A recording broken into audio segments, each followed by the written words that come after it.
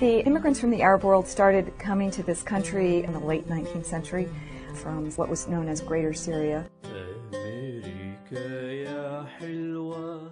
have built businesses from humble beginnings and grew them into thriving enterprises. There was a remarkable degree of assimilation, of trying to integrate within the community. My parents and grandparents, they wanted to be full-fledged American people. Their religion was very important to them, their food and family. Those were the three things they really held on to, but they adapted very quickly and really wanted to blend in and become part of America. Our journey embodies how the immigrant experience has shaped the United States. We are part of the American success story, showing what can be achieved when an ethnic constituency becomes fully engaged in the political, economic, and cultural life of this country. As the second wave of immigrants from the Arab world arrived, our community began to partake in political life and to fight against inequalities and injustices we found in our new country. But even as we were accepted as partners in the fight for justice and economic opportunity, we soon discovered that advocating for justice for Palestinians was less welcome. Years of bias and misinformation on the issue of Israel and Palestine pushed us to the margins. Instead of falling victim to the politics of exclusion, we began to organize. The 1970s and 80s saw the formation of new community organizations.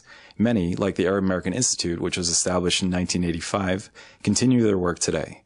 Although the community's voice came sometimes with a heavy price, it never wavered. Arab American leader Alex Oda was killed in his Santa Ana office. He was the director of the American Arab Anti-Discrimination Committee. Alex Oda was killed because we dare to speak what is for some people an unpopular truth.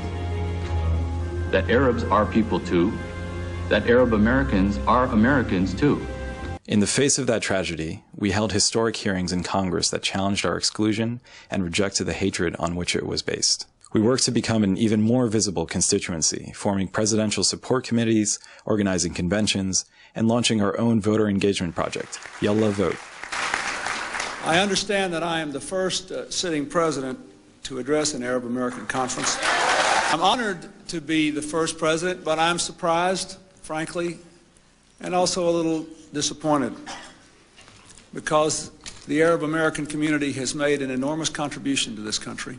After the tragic attacks on September 11th, our community was suddenly confronted with the double pain of mourning an attack on our country and simultaneously having to defend ourselves, our families, and our stature as Americans. But in the aftermath of that day, we were reminded of the best of the American spirit. Arab Americans have been in the vanguard of those fighting to safeguard civil and constitutional rights, not just for the sake of those of Arab origin, but for all Americans. We are a diverse community, nearly 4 million strong. We are Syrians, Lebanese, Egyptians, Palestinians, Iraqis, Jordanians, and Yemenis, among others. We are Christians and Muslims. We are proud of our heritage and proud of our achievements, and we are committed to putting our talents to work in helping this country, our country, to realize its strengths, its vision, and its potential. More than a century after Arab immigrants first arrived in this country hoping to realize the American dream, we, as a community, have arrived. أمريكا يا محلاكي